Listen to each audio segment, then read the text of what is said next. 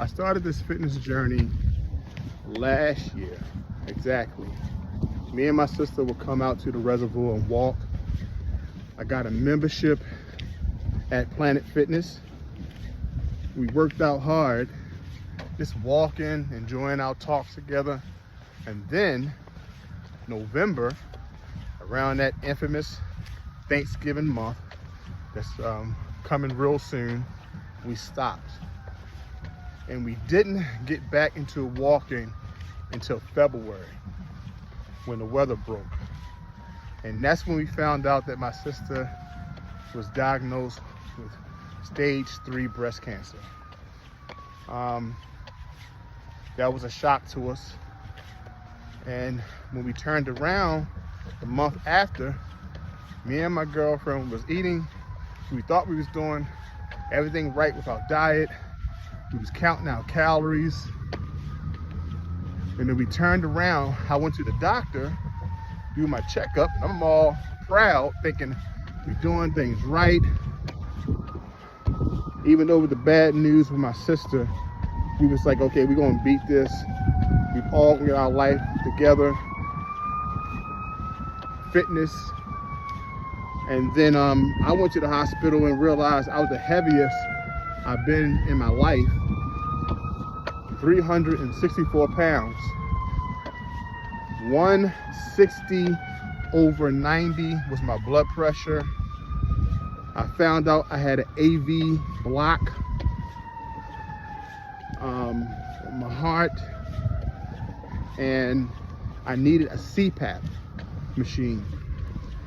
On top of that, when they did my test for the sleep study, they found out that I had like 15 episodes within a sleeping hour, within an hour. That means 15 times while I was trying to go to sleep, I was waking back up. So with the AV block, it wouldn't have been an issue having sleep apnea. Okay, people have that. But my heart was not signaling correctly. There was a slow signaling between the top ventricle and the bottom ventricle, as it was explained to me. So that made it that much more dangerous. Me being that much weight, high blood pressure, pre-diabetic, wasn't making it even better. So I said, man, I gotta start making some changes. You know, my little sister was diagnosed with cancer. You know, me and my lady trying to move on with life. And on top of that, I was hit with this little health scare. So I had to start making some changes. So the changes I made was, I need to get in the gym. I need to be serious about my diet. And if it wasn't for my lady telling me to go to the hospital or go get checked out for sleep apnea, I wouldn't have done it. Because men, we do not listen to anybody about our health, and we don't listen about going and getting checkups. We want to go take some Robitussin, go get some aspirin. We don't listen. We think we can put a Band-Aid on every situation. You know what I'm saying? And that's not good. She recognized one night that I was asleep and I was shaking. I was like, she noticed that I would stop breathing, you know, on top of snoring like a bear. I would stop breathing and then I would shake. I guess me regaining consciousness or something, and she got scared. She said, you need to get that checked out. And I'm just glad I did, because I wouldn't have known the extent of my health. I wouldn't have known about the AV blockage. I wouldn't have known about the episodes, high blood pressure, things like that. So since then, on April 20th, I started taking it serious. Now, the crazy thing is this, that, right, as I start this new process, I start losing weight, I change my diet, I had to focus on sleeping, because before the sleep apnea or sleep study, I was sleeping about 3 to 4 hours a day. I worked overnight, which I still do, but I will go to sleep for 3 to 4 hours a day, consume a whole bunch of caffeine, caffeine pills, and every day, until one time I was at work and I started experiencing some pain on my left side. And I was telling my coworker, look, I got some pain in my chest and my arms, just letting you know, so just in case anything happens. So that was a sign it worked. But I was drinking Monsters, Red Bulls, what else was out there? Man, drinking every energy drink that I get my hands on. It was like every chance I can get. Every chance I can get. Totally living unhealthy. So this process here is what all men have to do. We got to take this stuff serious. So when I started this channel, it was something that I thought would just be something I can track my daily life with. And I'm glad I am, because it's keeping me accountable. I'm getting so many response of keep at it, don't stop, don't quit. So here I go. Now, with what I'm doing, I went and brought these devices, the loom, which I showed you in the beginning, before every workout and after every workout. I do my tests to show me how my body is burning fat. Am I using carbohydrates? I want to see how my metabolic state is. Then my Hume showed that even though I'm getting a little bit more sleep, I'm not getting enough. And it's causing me to have a deficit. And I'll show that in this video as well. Exactly how much my body is losing quality sleep. And it's not by the 8 and 10 hours I thought in the beginning. I was losing close to 25 to 30 hours a week of quality sleep. And that's severe, especially with sleep apnea. You guys got to think about that. With sleep apnea, you have severe episodes that you have moments of not breathing. And my Hume showed that, hey, if you don't change your sleep study or your sleep, you will have, issues, and it's not going to help your metabolism.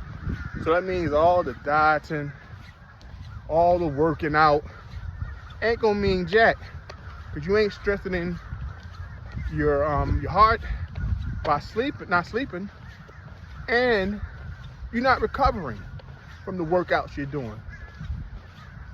That don't make any sense. Now, I wouldn't have known this if I would have had to guess, because the doctor says, okay, you're doing good, you lost 60 pounds, I'll see you in 3 months.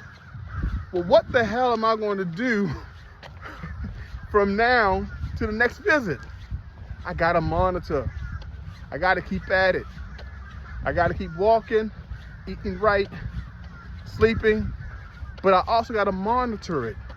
You can't measure it. It's not gonna get better. So that's why I invest in these devices.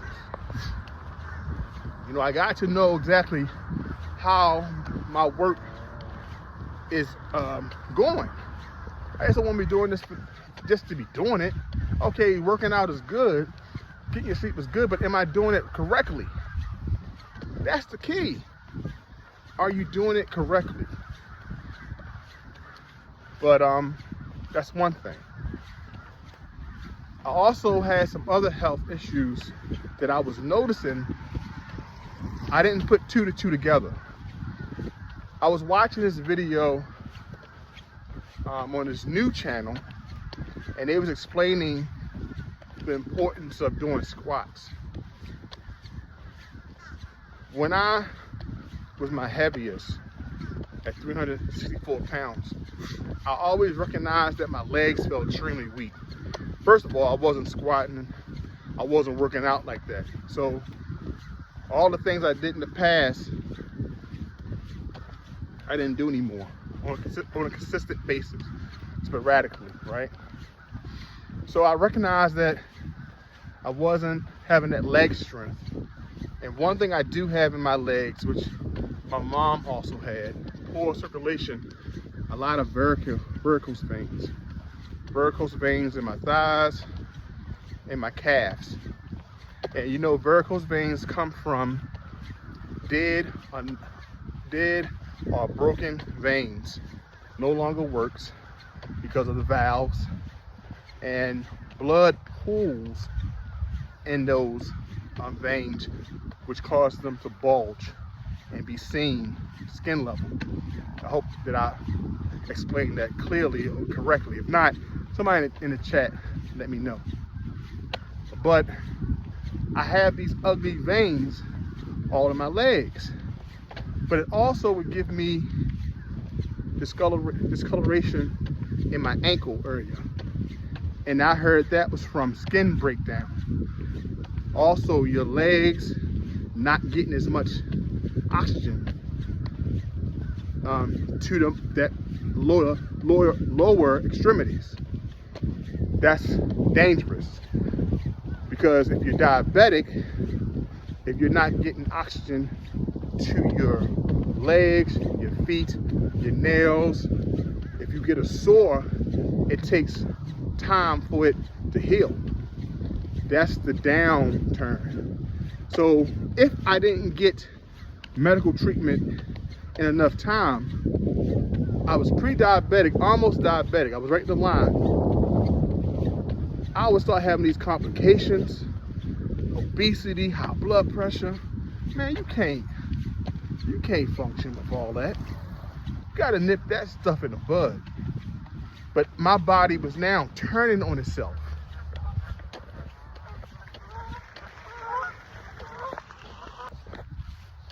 And if your body turns on itself, you have to do what you can to reverse it.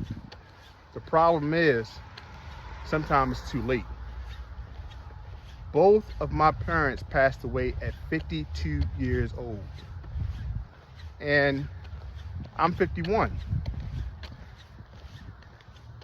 One thing I was afraid of was that I was going to pass away at 52.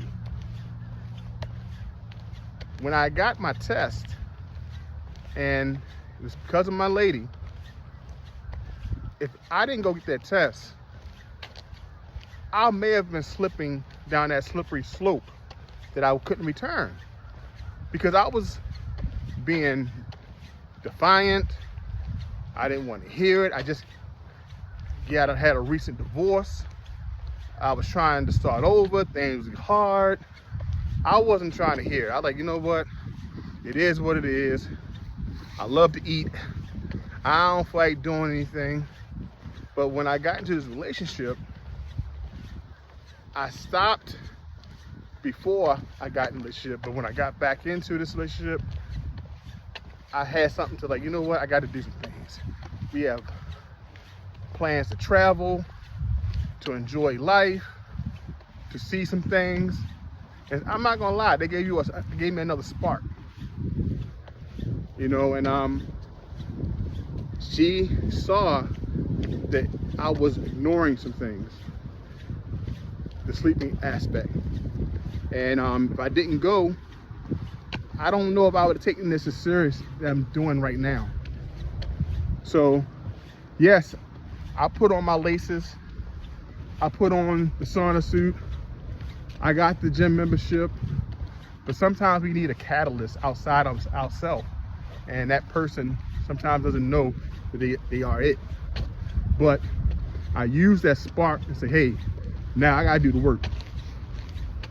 I gotta stop playing like I was playing before, stopping and starting and stopping. I gotta keep on going at it. So here I go. Here I am. Doing this walk and talk. And I hope you guys listen. Listen to your loved ones. If you have those who are telling you, hey, get it together. Listen to your body when your body tells you you need to get it together. Because you don't want it to be too late. Especially if you could fix it. You know? I love eating, but I don't love it that much. You know what I'm saying? So you gotta fix it, guys. You gotta fix it. What's in your power to fix.